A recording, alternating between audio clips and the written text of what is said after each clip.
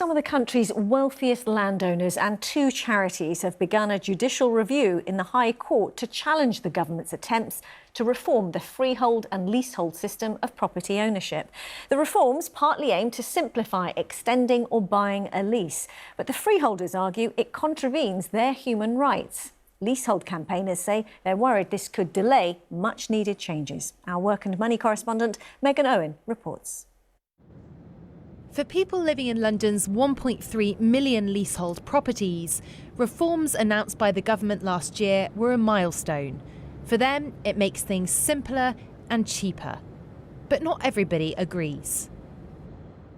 Today at the High Court, several of the country's wealthiest landowners and two charities challenged three parts of the reform, saying they'll suffer great financial losses and they infringe upon their human rights.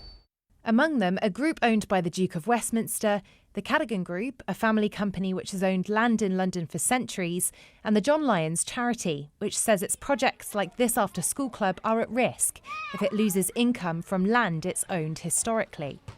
Our estate is really quite unique. We have very rich leaseholders where properties that you will have seen today, cost over £8 million.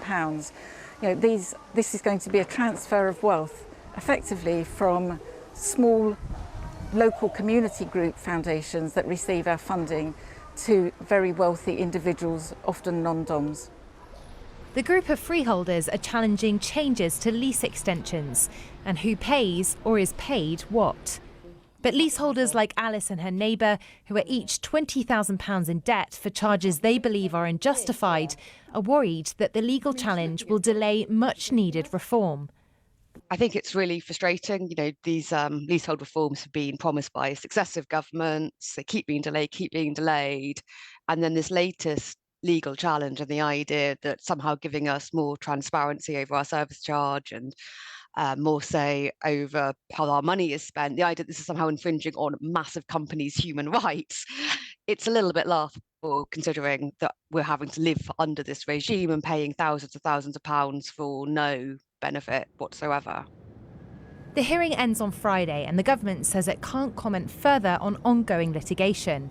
For now, some of the widely welcomed changes to the leasehold system are yet to be put in place. Megan Owen, BBC London.